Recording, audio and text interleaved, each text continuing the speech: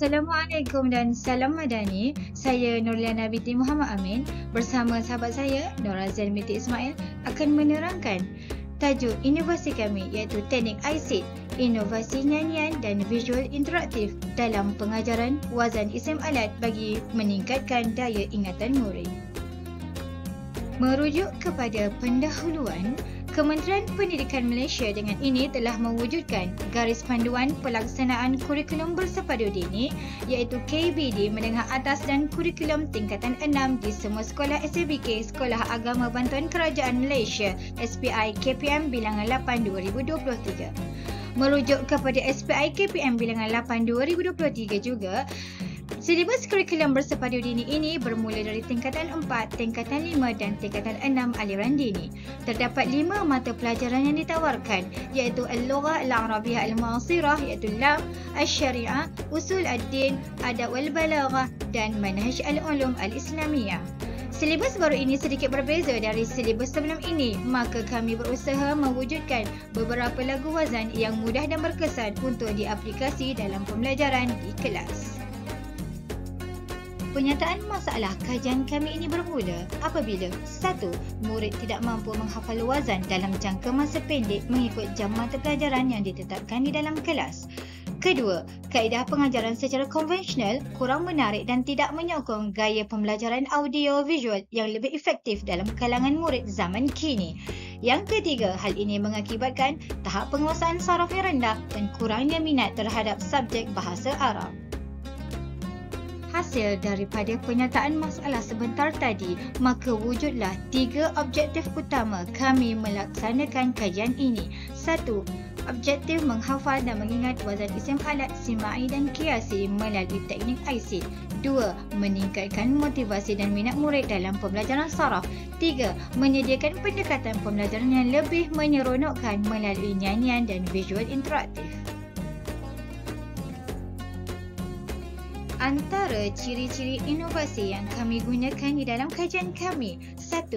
Menggabungkan lagu nyanyian khusus yang mudah dihafal. 2. Penggunaan warna dan grafik yang menarik. 3. Visualisasi wazan isim alat dalam bentuk papan interaktif dan video digital. 4. Disertakan dengan kuis interaktif ICT sebagai alat pentaksiran formatif. Berikut merupakan cara operasi penggunaan ICT di dalam kelas. 1. Guru memperdengarkan lagu nyanyian ICT kepada murid.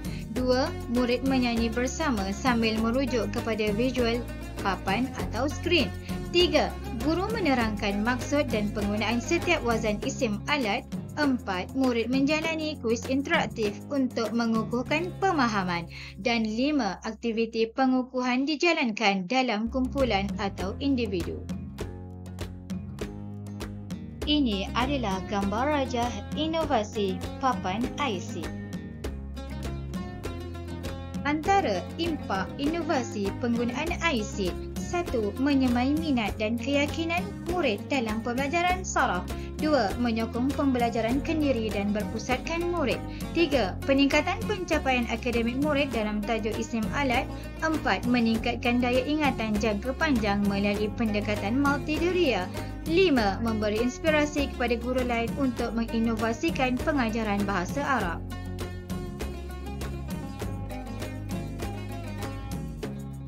Antara cadangan penambahbaikan bagi inovasi kami adalah: 1. Menambah lebih banyak lagu bagi topik saraf yang lain. 2. Menyediakan bahan interaktif dalam bentuk permainan digital. 3. Meningkatkan reka bentuk grafik agar lebih mesra pengguna.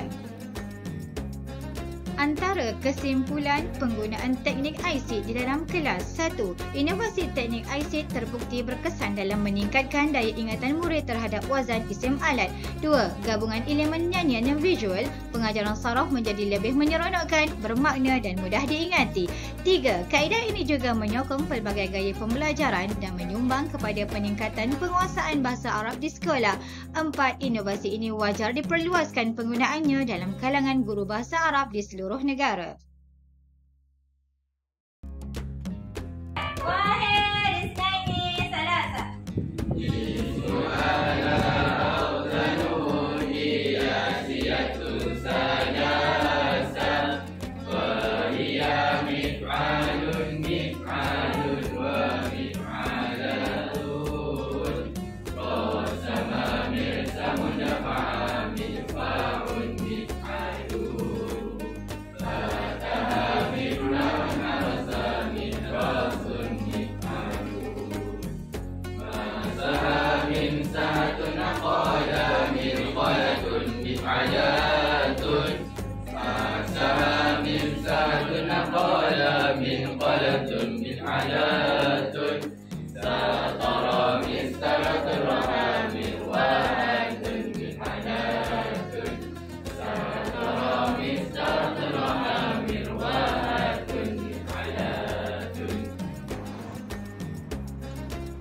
اسم آلا أوزنه الكياسية ثلاثة وهي مفعال مفعل ومفعلات رسم مرسم دفع مدفع مفعلون فتح مفتح حرس محراس مفعلون.